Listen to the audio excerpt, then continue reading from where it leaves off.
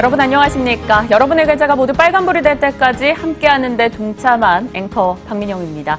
밤사이 주요 뉴스들이 참 많았는데요. 글로벌 금융시장의 이목을 집중시켰던 건 연준의 신임 의장 제롬 파월 의장의 첫 의회 증언이 되겠습니다. 생각보다 파월 의장은 금리 인상 속도를 조금 더 빠르게 진행시킬 수 있다라는 의지를 드러내기도 했는데요. 금융시장의 변동성이 다소 크게 나타난다고 해도 통화정책 정상화를 늦추지 않을 것이라고 강조했습니다. 그는 경기 과열 없이 인플레이션을 높이는 한편 성장을 도모하는 데 통화정책에 무게를 둘 것이라고 밝혔는데요. 금융시장은 이에 민감하게 반응을 했습니다. 10년물 국채 수익률이 5bp 이상 치솟기도 했고 정책금리에 가장 민감한 것으로 알려진 2년물 수익률 역시나 뛰어 올랐습니다. 달러화도 2주간을 최고치로 치솟았고 증시는 하락했으며 국제유가 급락으로도 이어지기도 했습니다. 그 밖의 소식으로는 제조업 체감 경기가 14개월 내 최저치를 기록했다는 소식이 전달되고 있습니다. 3개월째 악화되고 있다는 소식이 들려오고 있는 건데요. 제조업의 경기 실사지수죠. PSI, 경기 상황에 대한 기업들의 인식을 보여주는 지표인데 지난달보다 2포인트 하락한 75를 기록했습니다. 석 달째 내림세이며 작년 1월 이후 가장 낮은 수치입니다. 특히나 대기업과 수출기업의 경기 인식이 부정적이었습니다. 업종별로는 조선과 자동차 산업 회복 부진에 1차 금속 업종이 타격을 받았고 전자 쪽에서는 디스플레이나 스마트폰 판매 부진으로 인해서 부품사들의 수주가 부족한 영향을 고스란히 받아가기도 했습니다. 이래저래 날이 서 있는 시장 움직임이 진행이 되고 있는데요. 오늘 시장 공감태는 이에 대해 대비하는 전략 가득 담았습니다. 지금 시작합니다.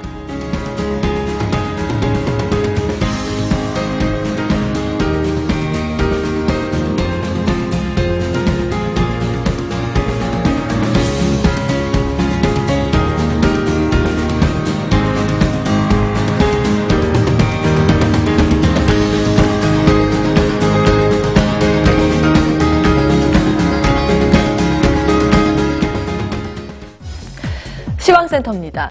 간밤 옐런 의장 이후에 파월 의장의 첫 등판이 있었습니다. 의회 증언에서 비둘기 쪽보다는 매파에 가까운 의견이라는 평가를 받으면서 글로벌 시장이 무너지는 움직임을 보였습니다. 우리 시장 출발 분위기도 그런 흐름을 받아가면서 출발이 됐습니다만 장중에 삼성전자와 SK하이닉스가 힘을 내주면서 지수에 변화가 있는데요. 먼저 유가증권 시장부터 들여다보겠습니다. 일중 그래프 보시면 장 초반에 굉장히 발걸음이 무거웠습니다. 2442선까지 내려앉기도 했습니다만 장중에 이 회복되는 흐름이 점점 감지가 되더니 상승 전환에 성공을 했습니다. 0.12%의 강세고요. 2459포인트 지나고 있습니다. 수급적으로 봤을 때 외국인의 러브콜이 연출되고 있습니다. 삼성전자와 SK하이닉스 쪽으로 집중되고 있다는 점은 다소 아쉽습니다만 현재 구간 167억 원의 물량을 담고 있습니다. 개인도 202억 원 사자세를 보이는 가운데 다만 기관 쪽에서 웬일인지 매도 쪽으로 포지션을 변경해서 잡고 있습니다. 현재 구간 400억 원의 물량을 좀 덜어내고 있는 부분 계속해서 기관의 움직임 체크를 해보시면서 대응을 하셔야겠습니다. 자, 이어서 코스닥 시장으로 자리를 옮겨보겠습니다. 코스닥 시장 쪽에서 흐름은 좀 무겁습니다. 현재 구간 0.64%의 하방 압력을 받고 있고요. 868선 지나고 있습니다. 사흘째 이 파란불을 켜고 있는데요. 수급상 함께 들여다보실까요? 기관이 지수를 반목 잡고 있습니다. 현재 구간 264억 원 규모의 물량 덜어내고 있는 그런 상황이고요. 6거래일 만에 팔자로 태세를 전환한 모습 체크를 하셔야겠습니다.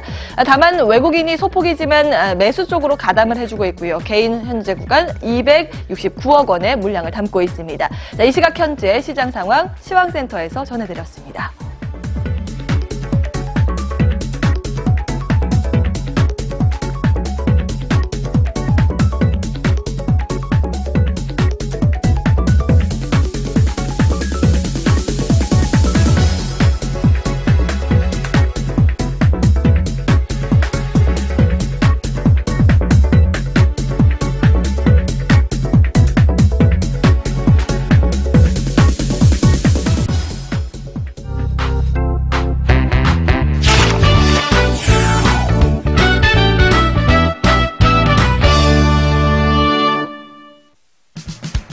네, 부자들은 경제신문을 읽는다. 부자 되는 법을 경제신문 속에서 투자 팁으로 쏙쏙 뽑아 여러분에게 전달하고 있습니다. 오늘 시각 함께하는 분 소개할게요. 한국투자증권 아미오스타 김건진 차장 오셨습니다.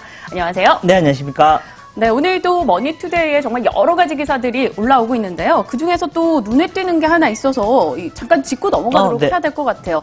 갤럭시 S9 사전 예약이 판매 바로 오늘부터입니다. 네, 그렇습니다. 일단 많은 기대를 모았고 일단 삼성 측에서는 역대 최대 판매가 가능할 것이다라고 이야기까지 하면서 갤럭시 S9에 대해 언급을 하고 있는데요. 하지만 관련한 종목들 생각보다 그 기대감에 미치지 못하는 움직임이 나타나고 있습니다.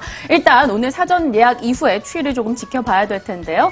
삼성전자 갤럭시 S9의 공시 지원금도 이동통신사별로 최대 21만 2천 원에서 24만 7천 원으로 결정됐다는 소식입니다. 일단 오늘장 삼성전자 분위기 좋습니다. 밤 사이에 삼성전자, 애플이나 다른 종목군들의 부진 여파에도 시달리지 않고 오늘장 1% 이상 올라가는 모습 나타나고 있습니다.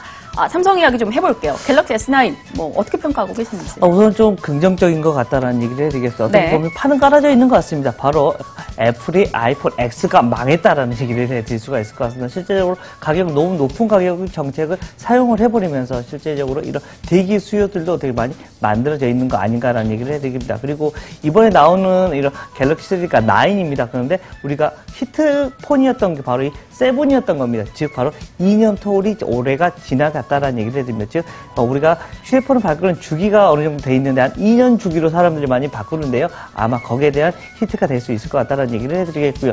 시장에서도 그렇습니다. 4천만 대 아니면 4,500만 대 아니면 거기보다 더 이상이 나타날 수 있을 것 같다라는 얘기를 해드리겠고요. 이번 폰 같은 경우 그렇습니다. 실제적으로 1초에 거의 몇백 장을 사진을 찍는답니다. 실제적으로 우리가 물을 툭 떨어뜨리면 다다다다다다 술 새 없이 찍히면서 얼마나 크게 열심히 얘들에게 사람들에게 시각 효과가 완전히 다른 모습을 분명히 다 보여줄 수가 있다. 어떻게 보면 폰으로서도 아마 또 프리미엄 폰이 확실히 될 수 있는 모양이 나타날 수 있지 않을까라는 얘기를 드리겠습니다. 네, 긍정적인 쪽의 시각에 좀 초점을 맞춰주셨습니다. 앞으로 삼성전자를 비롯해서 관련한 부품사들의 움직임 예의주시하면서 수급도 따져볼 필요가 있을 것 같네요. 또 다른 이슈를 공개해봐야겠죠. 월가에서 또 다른 이 중요한 이슈가 전달이 됐습니다. 제롬 파월 신임 연준 의장의 첫 의회 증언이었는데요. 매파적인 이 성향을 드러내면서 다우가 1,500포인트 추락해도 그를 바꿀 수 없다라는 이야기가 나왔습니다. 과연 그가 어떤 이야기를 했는지를 좀 확인을 해봐야겠죠. 제롬 파월 신임 연준 의장의 의회 증언 내용 간략하게 화면으로 보고 오시죠. In the committee's view, further gradual increases in the federal funds rate will best promote attainment of both of our objectives. In this environment, we anticipate that inflation on a 12-month basis will move up this year and stabilize around the committee's 2% objective over the medium term. 네, 일단 제롬 파월 연준 의장은 이 점진적인 금리 인상을 당초 예고한 것보다 빠른 속도로 단행할 가능성을 드러냈습니다. 금융시장이 출렁여도 통화정책 정상화를 멈추지 않을 것이라고 강조를 했는데요. 워드 메카시 제프리스 최고 금융 경제학자는 파월은 경제에 매우 낙관적이고 연준이 인플레이션 목표를 달성할 수 있다는데도 낙관적이다. 계속 금리를 올리고 보유 자산은 줄일 것이다라고 이야기했습니다. 극단적이긴 한데요. 다우지수가 1,500포인트 하락해도 그를 설득할 수는 없을 것이다 라고 이야기를 내놨습니다. 1,500포인트까지 언급이 나왔는데요. 물론 네네. 이렇게 되지 않았으면 좋겠지만 이렇게 금융시장이 흔들려도 파월 의장이 강하게 금리 인상을 밀고 나간다라고 치면 우리 시장 영향은 어쩔 수 없겠네요. 가능성은 있습니다. 그렇지만 알고 계시지 않습니까? 실제로 이번 트럼프 같은 경우가 이거 주가 급락을 할 때 여러 가지 이슈를 많이 얘기를 했습니다. 네. 실제로 많이 하락하는 날 어떻게 자기가 가만히 있으면 나는 미국의 대통령이 아니다라는 이런 식의 얘기도 했고요. 대표적으로 파월 같은 경우는 어떻게 보면 트럼프와 어떻게 보면 코드가 가장 잘 맞는 사람이어서 어떻게 보면 이번에 의장이 된 거 아닌가라는 거. 그리고 대표적으로 사실은 비둘기파적인 이런 사람이었는데 우리가 어제 같은 경우는 생각하지 않았던 이런 좀 강도 높은 이런 이슈가 나와버리다 보니까 어제 같은 경우 어제 미국 시장이 좀 하락을 했었다라는 얘기를 해드리겠고요. 가장 크게 얘기가 나오고 있는 건 그런 것 같습니다. 실제로 아마 3월 달에 아마 FOMC 쪽에서는 금리 인상을 할 것이다라는 거. 그리고 우리나라는 아직까지 좀 못하다. 이렇게 되면 뭡니까? 결국은 금리가 역전이 된다라는 얘기를 해드리겠습니다. 실제적으로 이게 현실화가 되는데요. 실제로 거의 10년이 넘게 이런 적이 한 번도 없었는데 이런 게 현실화가 된다라는 얘기를 해드리겠고요. 이렇게 되면 당연스럽게 무슨 생각을 하냐면, 야, 이렇게 되면 우리한테 있던 외국인들 자본들이 더 다시 유출이 되는 거 아니냐라는 그렇죠. 이런 여기에 대한 이런 공감을 하게 되는데요. 물론 단기 악재는 맞는 것 같습니다. 그렇지만 우리가 실제적으로 외국인들이 돈을 빠져나가고 할 때 가장 많이 빠져나갔던 이런 시기가 있습니다. 이런 시기는 어디였냐면 바로 우리 신흥국 경제가 별로 안 좋을 때, 아니면 우리가 북한과의 관계가 많이 좀 격화되기 심화가 됐을 때, 즉 CDS 프리미엄 같은 경우가 많이 급격하게 올라가 버릴 때, 이럴 때 좀 많이 빠져나가지, 그러지 않으면 그렇게 크게 영향되지 않는다라는 얘기를 해드리겠고요. 물론 단기 악재임은 분명하지만 그래도 우리가 우려할 만한 사항은 아닌 것 같다라고 여러분들이 판단해 주셔야 될 것 같다는 얘기를 드리겠습니다. 보통 돈은 이 금리가 높은 쪽으로 쏠리기 예, 마련입니다. 그렇죠. 네. 그렇기 때문에 외국인 자금 이탈 우려가 있으나 생각보다 너무 비관론을 펼칠 필요는 없다라고 이야기를 주셨는데요. 그 근거로는 이 신흥국의 경기가 양호하게 성장률을 보여주고 있기 때문이다라는 판단이었습니다. 앞으로 추이를 좀 지켜보도록 하겠습니다. 금리 인상 이슈를 잡아봤고요. 두 번째 이슈 한번 열어보도록 하겠습니다. 어제 있었죠. 근로시간 단축 이슈.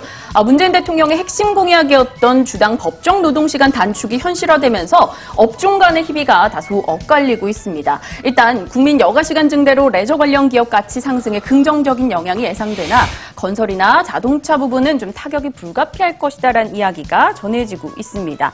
개정안에 따르면 시행 시기는 각 기업별로 조금 다를 것으로 판단이 되는데요. 종업원 300명 이상 사업장과 공공기관은 오는 7월 1일부터 근로시간 52시간을 지켜야 합니다. 일단 한국은 연간 노동시간 OECD 평균 대비 350시간 정도 많다라고 하죠. 남은 시간을 가족과 보내서 휴식을 취하는 데 쓴다면 워라밸이 가능해질 수 있으나 이 영세사업자, 중소기업들의 비용 부담과 인력난이 좀 심각할 것이다라며 우려의 목소리 또한 있습니다. 업종 간의 희비가 엇갈렸다라고 소개를 드렸었는데 좀 보시면요. 국민 여가시간이 늘어나면서 관련한 산업에 대한 기대는 있습니다. 여행주 혹은 콘텐츠, 드라마 제작 업체들, 호텔, 신라, 이마트 이런 유통주에는 비교적 긍정적일 것이라는 판단이고요. 피해 업종으로는 이 자동차 쪽이나 보관이나 창고업을 하고 있는 업체들의 주가가 부진할 것이다. 이런 우려가 나왔습니다. 한원시스템, 성우하이텍, 현대모비스 등이 꼽히고 있고요. 금융사들의 주가에 대해서도 조금 걱정이 되고 있네요. 일단 우려 섞인 쪽도 섞인 쪽이지만 수혜주에 대한 이야기부터 해보죠. 네, 어제 그렇습니다. 관련한 종목들의 흐름이 어제는 괜찮았어요. 주가 흐름도 좀 긍정적일 수 있다라는 얘기를 해드리겠고, 우리가 가장 크게 우리가 여가 시간이 늘어났던 계기가 어떤 거였냐면 우리가 주 5일제가 시작이 되었습니다. 실제로 우리가 주 6일제 우리가 사실은 토요일 오전까지는 대부분 일을 하다가 어느 순간부터 그것까지 안 하고 5일제로 넘어오면서 실제적으로 여가 시간에 대한 이런 이슈들이 크게 바탕이 됐었다라는 얘기를 해드리겠고요. 거기에 가장 큰 수혜주는 결국은 투어 주식들이 될 수밖에 없다라는 얘기를 해드리겠습니다. 실제적으로 이 투어 주식에 대한 이런 대표주라고 할 수 있는 바로 이 하나투어에 대한 이슈들, 최근에는 면세점이나 이런 이슈들이 좀 많이 있기 때문에 하나투어들 주가가 많이 흔들렸지만 여기 여전히 계속해서 고성장되고 있을 것 같고요. 면세점 같은 경우는 그렇습니다. 다시 중국인들이 아마 2분기 때부터는 조금씩 돌아오기 시작을 하면 거기에 숫자가 확 올라와 줄 수 있는 모습이다. 드디어 그동안 계속해서 악재로만 여겼던 것에서 이제는 야 이거는 플러스 요인이야 라고 이런 식의 흐름이 바뀌어질 수 있을 것이다 라는 얘기를 해드리겠고요. 또 한 가지 얘기를 해드리자면 시간이 좀 줄어든다는 거 우리가 좀 많이 여가 시간 즐겨야 한다. 그리고 최근에 컨텐츠 쪽이 상당히 크게 이슈가 되고 있다는 얘기를 해드립니다. 컨텐츠 쪽 이슈를 하면 여러분이 스튜디오 드래곤이나 제 컨텐츠에 대한 이런 이슈들 여러분들이 관심 있게 계속해서 보셔야 될 이런 업군이다라고 얘기를 드리겠습니다. 자동차나 이런 인건비 비중이 좀 높은 쪽에 대해서 우려 목소리가 네네. 있는데요. 그들은 또 어떻게 보시는지? 자, 우선은 단기적으로는 좀 악재가 될 수밖에 없다라는 얘기를 해드리고, 실제로 주말 근로나 이런 것을 거의 못하게 해버리고, 실제적으로 금리를, 그 임금 같은 경우는 1.5배 정도 이상을 더 책정을 해줘야 되기 때문이다라는 거 얘기를 해드리고요. 중소업자들은 이번에 좀 계속해서, 최저임금도 올라오고 있지, 근로도 많이 못하게 하지, 이렇게 하면서 계속해서 울고 있는 모습이 나타나고 있다는 거 얘기를 해드리고, 또 연속성이 있어야 되는 이 사업들, 대표적으로 자동차나 이런 식의 연속성이 있어야 되는 이런 업군에서는 조금 피해가 입을 수밖에 없다라는 얘기를 해드리겠습니다. 지금 현재 울고 막 있는데 계속해서 뺨까지 철썩 때려버린 게 아닌가라는 얘기를 드리겠습니다. 네, 알겠습니다. 근로시간 단축 이슈에 대해서 산업별로 미치는 영향에 대한 이야기까지 다뤄봤습니다. 일단은 단기적으로 분명 여행이나 콘텐츠 관련한 종목군에 대해서 기대가 된다라고 언급을 주셨던 만큼 흐름 점검하면서 대응해 보도록 하겠습니다. 자, 부자들은 경제신문을 읽는다. 오늘 한국투자증권 아임뉴스타 김권지 차장과 함께했습니다. 여기서 인사드릴게요.